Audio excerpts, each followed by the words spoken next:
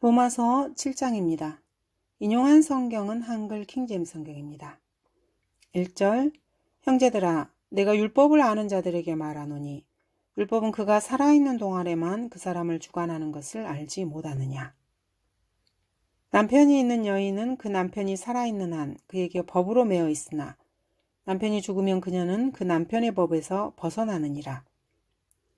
그러므로 남편이 살아있는 동안에 다른 남자와 혼인하면 간음한 여인이라 불리지만 그녀의 남편이 죽으면 그 법에서 해방되므로 다른 남자와 혼인하더라도 간음한 여인이 아니니라.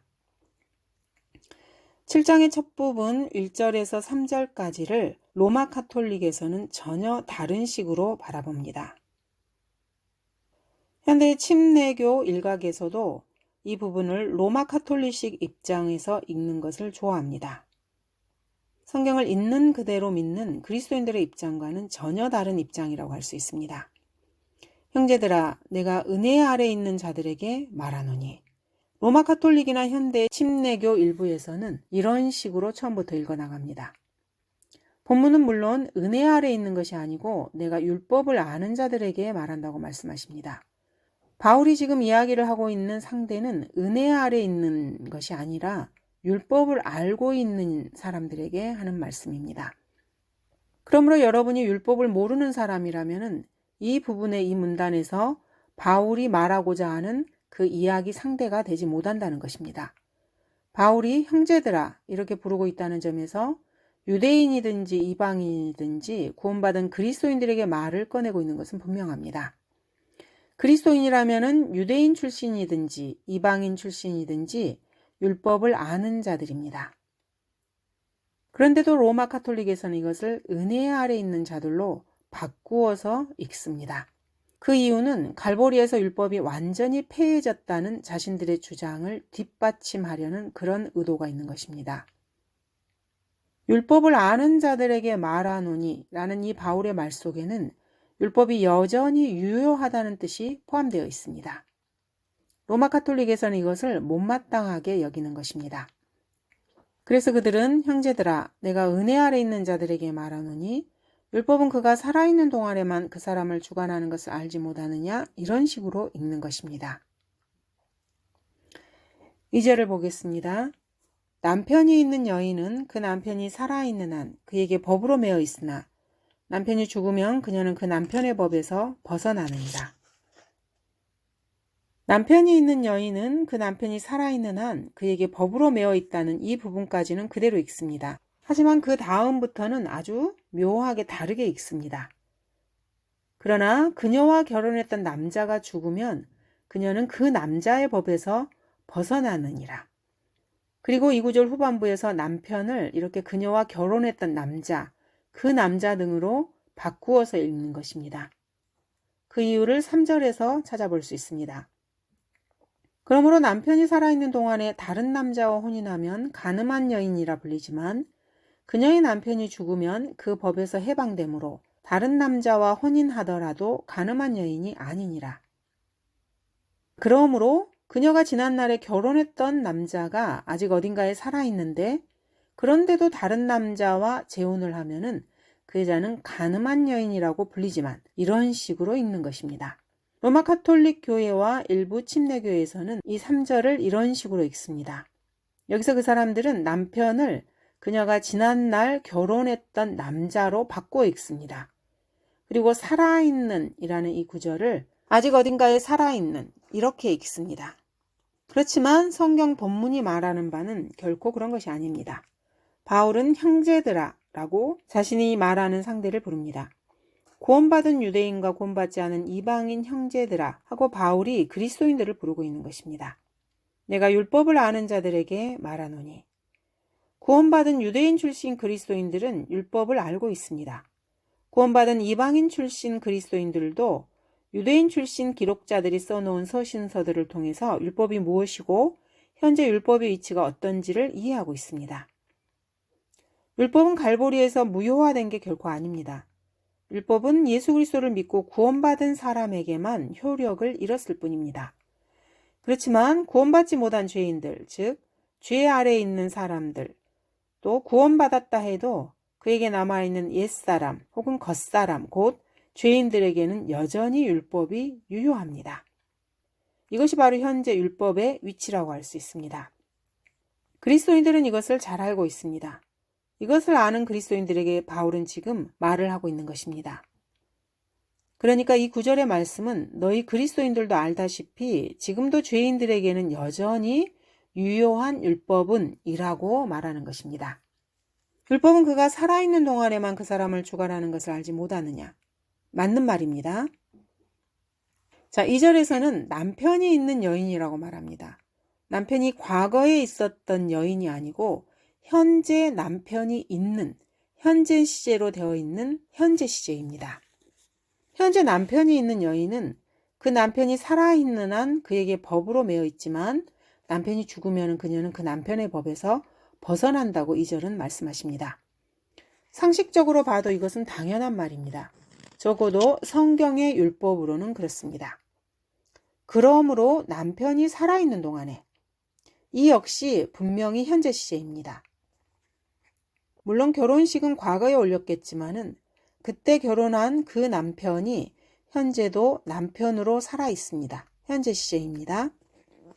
자, 그래서 다른 남자와 혼인하면 간음한 여인이라고 불리지만 이라고 언급합니다. 왜 그렇습니까?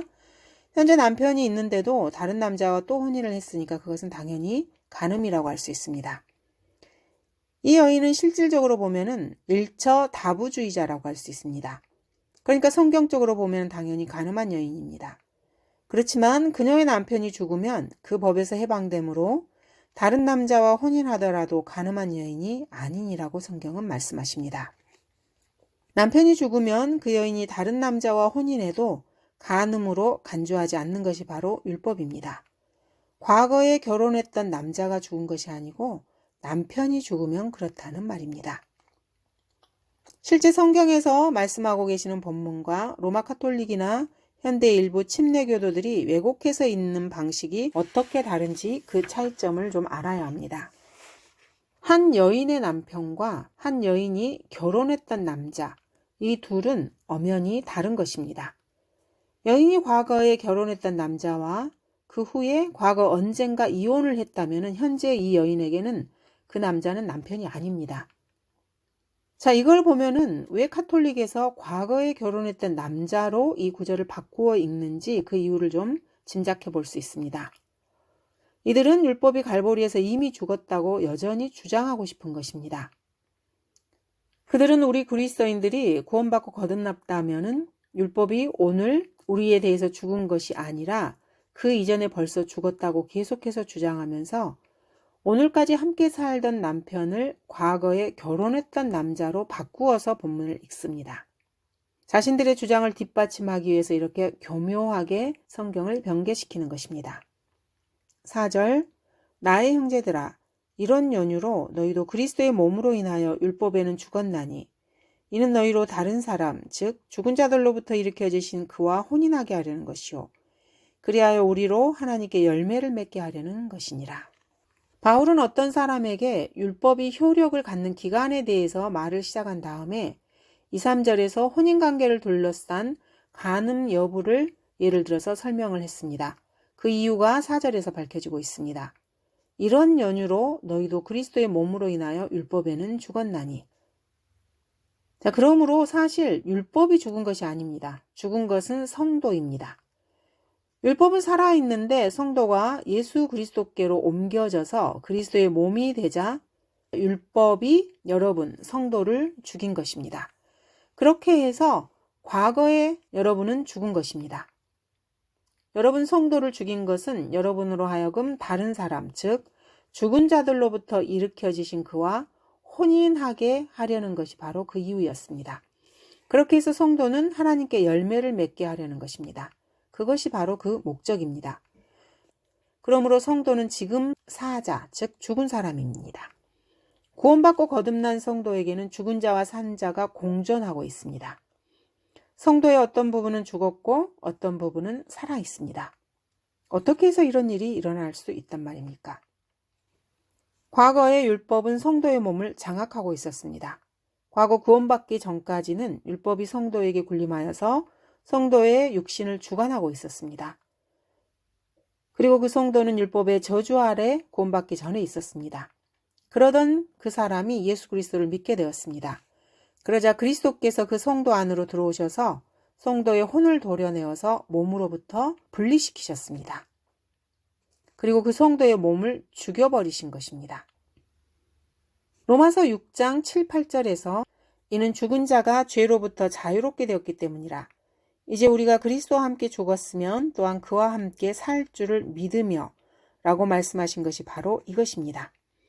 로마서 6장 2절에서 죄에게 죽은 우리가 어떻게 더 이상 그 가운데 살겠느냐 라고 했던 것도 바로 이런 이유에서입니다. 그리스도께서 성도 여러분의 몸 안으로 들어오셔서 여러분의 혼을 몸에서 갈라내시자 여러분 성도의 몸은 그리스도와 함께 십자가에 못 박혀버린 것입니다. 성도의 육신은 이제 죽은 것입니다. 죽은 육신은 성도의 과거의 남편이었고 성도의 혼은 과거의 아내입니다. 그러므로 여러분이 구원받기 전에는 육신과 혼이 한 몸이었기 때문에 하나님께서 결합시켜 주신 것을 사람이 나누지 못한 것입니다. 그러므로 이제 그들은 둘이 아니요 한 몸이니라. 그러므로 하나님께서 결합시켜 주신 것을 사람이 나누지 못하느니라고 하시더라. 그렇지만 이제 성도가 구원받자 동시에 육신은 그리스도에 의해서 죽임을 당해버리게 된 것입니다. 즉 남편이 죽은 셈입니다. 아내인 혼만 살아있는 것입니다. 그래서 이제 그 혼은 독신으로 자유롭게 되어서 다른 사람, 즉 죽은 자들로부터 일으켜지신 그분, 곧 예수 그리스도와 혼인할 수 있게 되었습니다. 그래서 우리 성도들은 주 예수 그리스도와 합하여 그분과 한 영이 되었습니다. 성경은 육신으로 난 것은 육이요 또 성령으로 난 것은 영인이라고 말씀하고 있습니다. 또 주와 합하는 자는 한 영이라고도 말씀하십니다. 그리스도께서 성도의 몸 안으로 들어오셔서 성도의 몸을 그냥 살려둔 채로 성도의 혼을 몸으로부터 갈라내고 성도와 혼인을 하셨다면 주 예수 그리스도께서는 간음하는 것이 되는 것입니다. 그러므로 주 예수 그리스도께서 성도의 몸 안으로 들어오시는 그 순간에 여러분 성도의 몸은 그 자리에서 죽임을 당한 것입니다. 결혼 관계에 있었던 여러분의 몸과 혼은 사람이 갈라놓은 것이 아니고 주님께서 갈라놓으신 것입니다. 하나님께서 결합시켜 놓은 것을 사람은 갈라놓지 못합니다. 그래서 하나님께서는 여러분의 혼으로 하여금 자유롭게 주 예수 그리스도와 혼인할 수 있도록 법적으로 조치를 완벽하게 취하셨습니다. 자, 그래서 로마서 7장 1, 2, 3절에서 언급되었던 남편이라고 하는 것은 성도의 몸을 말하는 것이고 여기서 여인은 성도의 혼을 말하는 것입니다. 그러므로 성도가 구원받은 것은 전 남편이었던 육신이 죽고 아내인 여러분의 혼이 성도의 혼이 주님과 재혼한 것입니다. 5절 이는 우리가 육신 안에 있었을 때에는 죄들의 정욕이 율법을 통하여 우리의 지체 속에서 역사하여 사망에 이르는 열매를 맺었으나 주님께서 성도의 몸 안으로 들어오셔서 성도가 주 예수 그리스도와 결합하기 전에는 우리가 육신 안에 있었을 때였습니다. 그때는 죄들의 정욕이 율법을 통하여 우리의 지체 속에 역사하였다고 성경은 말씀하십니다. 성도들이 구원받기 전에 즉 우리가 아직 육신 안에 있었을 때에는 율법이 그 육신을 관장하고 있었습니다. 그래서 죄들의 정욕이 활동해서 성도들이 구원받기 전에 그 육신을 부리고 있었던 것입니다. 그 결과 사망에 이르는 열매를 냈습니다. 죄는 반드시 사망을 가져오게 되어 있습니다. 그런즉 너희가 지금 부끄럽게 여기는 그 일들에서 그때 무슨 열매를 얻었느냐? 그런 일들의 끝은 사망이니라고 말씀하고 있습니다. 6절 이제는 우리가 붙잡혔던 것에서 죽었으므로 율법에서부터 구제되었음이니 우리가 영의 새로움으로 섬길 것이요 법문의 낡은 것으로 섬기지 아니할 것이라. 자, 그렇지만 구원받은 성도는 그 몸이 죽었기 때문에 성도들을 붙잡고 있던 그 몸에서 벗어났고 그 몸을 관장하고 있던 율법도 성도에게 아무런 권위를 행사하거나 위세를 떨치지 못하게 되었습니다. 성도들은 율법에서 해방된 것입니다. 그리고 그리스도께서 우리 성도들의 몸 안으로 들어오셔서 죽었던 영이 살아났습니다. 그리스도인들은 이제 그 영의 새로움으로 그리스도를 섬기게 되었습니다. 이 섬김은 법문의 낡은 것으로 섬기는 것이 아니고 영의 새로움으로 섬기는 것입니다. 몸은 죽었고 영은 살아났으며 혼은 죽은 몸에서 분리되어 구원을 받은 것입니다. 7절 그런즉 우리가 무슨 말을 하리요? 율법이 죄냐? 결코 그럴 수 없느니라. 율법에 의하지 아니하고서는 내가 죄를 알지 못하였으니 곧 율법이 너는 탐내지 말지니라 하지 아니하였더라면 내가 정욕을 알지 못하였으리라. 성도들은 구원받기 전에는 율법이 그 성도의 몸을 관장하고 있었습니다. 그래서 그 몸이 죄로 말미암아 불의를 행했던 것입니다. 자, 그러면은 율법이 죄라고 할 수 있습니까? 율법이 사람들의 몸을 관장하는 가운데서 육신의 정욕이 그 안에서 역사하여 사망의 열매를 맺게 되었다고 해서 율법이 죄라고 할 수 있습니까? 7절은 결코 그럴 수 없다고 단호하게 부인합니다. 왜 결코 그럴 수 없는 것입니까? 율법에 의하지 아니하고서는 내가 죄를 알지 못하기 때문입니다.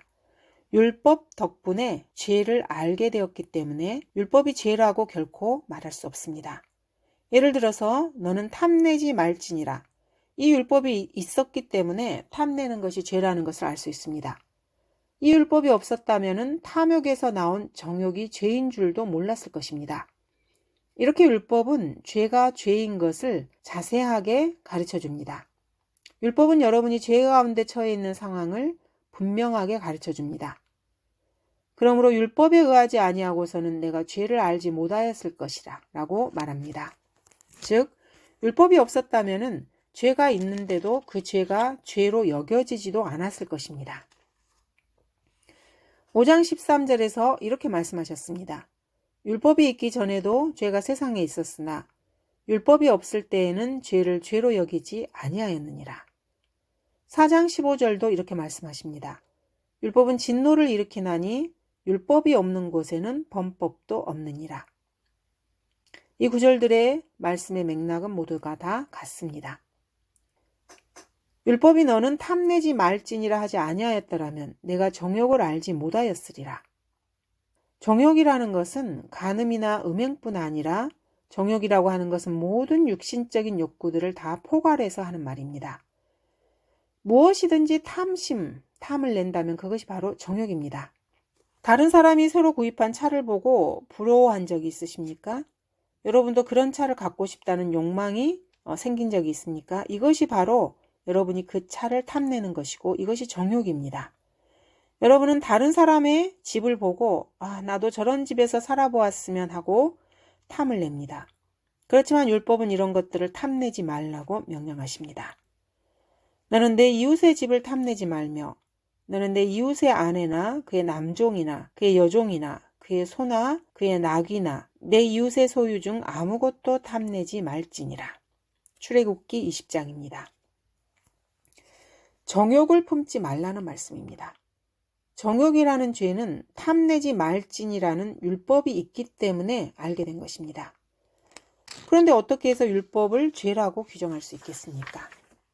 사람은 누구나 다른 사람이 더 좋은 것을 갖고 있는 것을 보면은 자기 자신도 그것을 갖고 싶어 합니다. 인간에게 이것은 자연스러운 현상입니다. 그렇지만 율법은 이것을 죄라고 단죄합니다.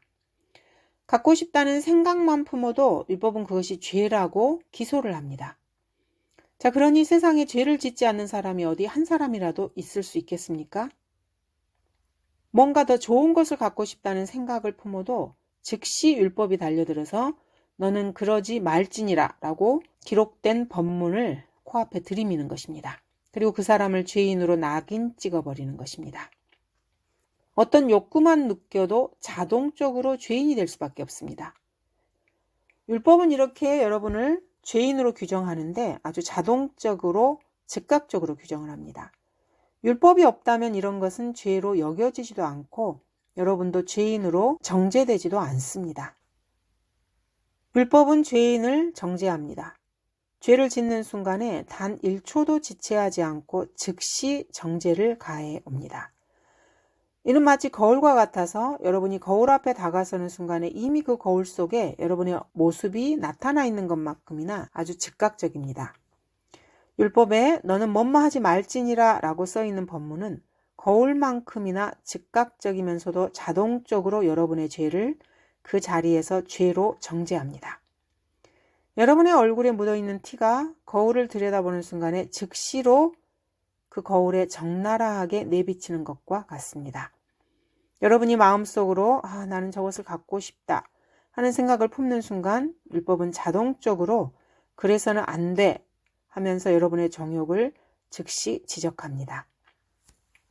여러분의 죄와 율법의 정죄는 이렇게 동시적이면서 자동적이어서 죄가 죄인지 생각해보고 따져보고 심의해보는 전 과정이 정광석화처럼 빠르고 신속합니다.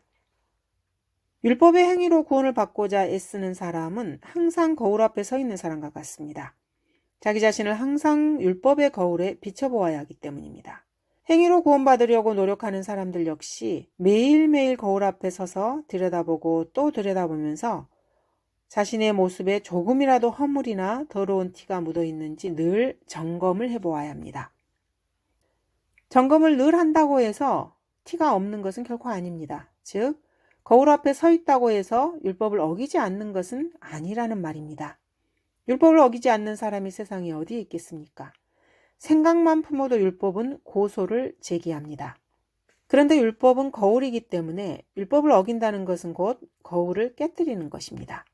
그러므로 율법의 행위로 구원받고자 하는 사람은 항상 깨진 거울 앞에 서 있을 수밖에 없습니다. 그래서 율법의 행위로 구원받고자 하는 사람은 항상 깨진 거울 앞에 서 있는 것입니다. 그래서 이 사람은 불쌍하게도 깨진 거울 조각만큼이나 여러 개의 얼굴을 들여다보고 있어야 합니다. 거울이 깨져서 조각이 10조각이 나면은 얼굴도 거기에 10개로 나타나기 때문입니다. 얼굴에 더러운 티라도 하나 묻어 있으면은 10조각의 깨진 거울에 10개의 티가 묻은 얼굴로 내비쳐집니다. 그 참상은 이루 말할 수 없고 그러한 자신을 보고 있으면은 죽고 싶은 마음만 드는 것입니다. 계속해서 거울을 들여다보고 있다고 해서 거울이 얼굴에 있는 티를 씻어주는 것은 아닙니다. 거울은 그냥 있는 그대로 내비춰주는 것뿐입니다. 얼굴의 티를 제거해 주기 위해서 거기에 거울이 걸려 있는 것은 아닙니다. 그렇지만 율법의 행위로 구원받고자 하는 사람은 그 티를 거울에서 지워버리려고 애를 쓰는 사람입니다. 이 사람은 자기 얼굴에 묻은 티를 닦아낼 줄을 모르고 어리석게도 거울 속에 비친 티를 거울 속에서 닦아내보려고 애를 쓰는 것입니다. 이런 사람은 행위로 구원받고자 하기 때문에 율법에 의지할 수밖에 없습니다. 그렇지만 거울은 절대로 그 더러움을 깨끗하게 씻어주지 못합니다. 율법은 죄를 보여줄 뿐 깨끗하게 하지는 못합니다. 그래서 율법의 행위로 구원받고자 하는 사람들은 쓸데없이 헛수고만 하는 사람들입니다. 그렇게 사는 인생은 참으로 고달플 수밖에 없습니다. 게다가 깨진 거울은 그 사람을 10조각, 100조각, 1000조각, 10,000조각으로 찢어놓고 그 사람의 문둥병에 걸린 더러운 모습을 드러내 보여줄 뿐입니다. 율법은 또 사람을 예수 그리스도께로 안내하는 학교 선생님과 같습니다. 거울은 여러분이 깨끗이 씻을 필요가 있다는 것을 가르쳐 줍니다. 그렇지만 거울이 그 더러운 것을 닦아내 주지는 못합니다. 이와 마찬가지로 학교 선생님들도 여러분에게 얼굴이 더럽고 지저분하다고 지적은 해줄 수 있습니다. 하지만 본인이 선수 자신의 얼굴을 닦아야 합니다. 선생님이 닦아주는 것이 아닙니다. 그런데도 율법의 행위로 구원을 받으려고 애를 쓰는 사람들은 율법이 자기 얼굴을 닦아주기를 기대합니다. 그러면서 계속해서 지적만 당하고 서 있는 자신의 모습을 보게 되는 것입니다. 결코 씻김을 받지 못하는 모습을요. 그래서 율법의 행위로 구원을 받고자 하는 사람은 바보입니다. 율법은 죄가 있다고 가르쳐만 줄 뿐 죄를 결코 깨끗하게 씻어주지는 못합니다. 죄는 예수 그리스도의 피가 아니면 그 어느 것으로도 깨끗이 씻을 수 없습니다. 그런데도 이 사람들은 율법만 쳐다보고 서 있는 것입니다. 그래서 바보들인 것입니다. 깨진 거울에서 물러나 더러운 얼굴을 들고 예수 그리스도께로 나와야 합니다. 그리고 예수 그리스도의 피로 깨끗이 씻김을 받아야 합니다. 예수 그리스도께서는 여러분이 얼굴을 깨끗이 닦고 나오기를 바라시지 않습니다. 예수님께서는 여러분이 더러운 그대로 예수님께 나아오기를 기대하십니다. 8절 그러나 죄가 계명을 통하여 기회를 잡아 내 안에서 온갖 세욕을 일으켰느니라. 이는 율법이 없으면 죄는 죽은 것임이라. 세욕이라는 말은 온갖 악한 욕망들을 포괄적으로 다 일컫는 것입니다. 크게 악한 욕망들이라기보다는 주로 사소한 욕망들입니다. 그렇지만 더럽고 아주 악한 욕망들을 말하는 것입니다. 일상생활에서 시시각각으로 사람의 마음속에 떠오르는 잡다하고 더러운 생각들이 다 여기에 해당합니다. 사소하지만 온갖 잡다하고 악하고 더러운 욕망들이 일상의 삶 가운데서 항상 고개를 쳐듭니다. 이것들이 더럽고 악하다는 것은 계명을 통해서 볼 때 악하다는 것을 알게 된 것입니다. 계명이 아니었다면 그러한 욕망들이 더럽고 악한 죄라는 생각은 아예 하지도 못했을 것입니다. 죄가 계명을 통하여 기회를 잡아 내 안에서 온갖 세욕을 일으켰느니라. 이것이 바로 이런 뜻에서 한 말씀입니다. 이렇게 계명은 죄를 지적해주고 죄가 죄인 것을 가르쳐주고 죄는 이것을 기회로 기회 있을 때마다 그 계명을 통해서 자기 존재를 과시합니다. 그리고 죄인에게 군림합니다. 이 말을 뒤집어서 생각해 보면은 계명이 없다면은 죄는 자기가 존재한다는 것조차 알리지 못한다는 것입니다. 율법이 없으면 죄는 죽은 것임이라고 성경은 말씀하십니다. 율법이 없으면 죄가 분명히 있는데도 그 존재가 드러나지 않기 때문에 죽은 것이나 마찬가지입니다. 죄 가운데서 태어난 것들 역시 모두가 죽어있는 것들이기 때문에 전혀 위세를 떨치지 못합니다. 그렇지만 율법이 있어서 그것이 죄가 거기 있는 것을 금방 알아보고 여기 죄가 있다 라고 가르쳐주기 때문에 죄는 비로소 자신의 존재를 드러내 보일 수 있습니다. 또한 기회가 왔다는 듯 벌떡 일어나서 즉시 활동을 개시할 수 있습니다. 죄는 이런 점에서 율법에게 덕을 보고 있다고도 할 수 있습니다. 율법이 없으면 죄는 죄로 여겨지지조차 못한다는 것은 바로 이런 맥락에서 한 말씀입니다. 죄는 율법 때문에 그 존재를 과시할 수 있습니다. 율법이 없으면 죄는 숨도 크게 못 쉽니다. 율법이 없으면 죄가 있다 해도 없는 것이나 마찬가지이기 때문입니다. 그래서 율법이 없으면 죄도 없습니다. 9절 내가 전에는 율법 없이 살았으나 계명이 오자 죄는 살아나고 나는 죽었느니라. 전에는 율법 없이 살았다는 말은 과거에는 율법이 없었기 때문에 나는 살았다. 이런 뜻입니다. 과거에는 율법이 없었기 때문에 죄가 활동하지 못하였기 때문에 내가 죽더라도 내 죄가 죄로 여겨질 수 없었고 그래서 나는 죽은 것이 아니라는 말입니다. 죄가 없으면 사망도 없기 때문입니다. 내가 죄로부터 자유로우면 나는 영생을 누리게 되는 것입니다. 그렇지만 계명이 주어졌고 율법이 들어왔습니다. 그래서 상황이 바뀌었고 율법이 등장하자 수많은 죄들이 율법에 의해서 죄들로 전부가 다 계산될 수밖에 없었습니다. 그리고 그 죄들을 죽음으로 청산해야만 하는 것입니다. 그러므로 계명이 오자 죄는 살아나고 반대로 나는 죽은 것입니다. 10절 생명에 이르게 하는 그 계명이 도리어 나를 사망에 이르게 하는 것으로 판명되었도다. 계명은 반드시 지키라고 주어지는 것입니다. 계명을 지키지 않으면 죽습니다. 뭐뭐 하지 말지니라고 계명이 말씀하면 반드시 하지 말아야 살 수 있고 뭐뭐 할지니라고 계명이 말씀하면 반드시 그렇게 해야만 내가 살 수 있는 것입니다. 이러한 계명을 하나라도 어기면 그것이 죄를 짓는 것입니다. 한 번이라도 계명대로 따르지 않으면 죄인이 됩니다. 죄가 죄로 여겨져서 내가 죄인이 되는 날에는 죽음이 그 뒤를 잇는 것은 필연적입니다. 죄의 결말은 사망이기 때문입니다. 자, 그런데 모든 사람이 죄를 지었기 때문에 모든 사람들이 죄인이고 그래서 모든 사람이 죽지 않으면 안 된다는 것이 바로 성경 말씀입니다. 그러므로 여러분이 이것을 피하기 위해서는 구원을 받아야만 합니다. 더 이상 자동적으로 의롭게 여길 수가 없기 때문입니다. 원래 계명이 주어진 목적은 죄를 짓지 말고 사망에 이르지 않도록 하는 것이었습니다.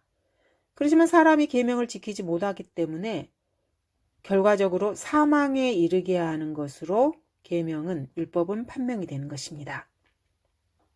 인간으로 하여금 죄를 짓지 않게 하고 죽음에 이르지 않도록 하기 위해서 계명이 주어졌는데 그 계명이 오히려 인간을 죽음으로 몰아넣는 셈이 된 것입니다.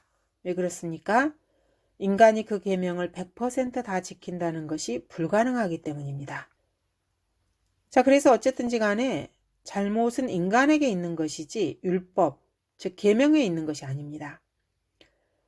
율법을 어긴 죄인에게 죄가 있는 것이고 죄에게 굴복한 죄인에게 그 잘못이 있는 것입니다.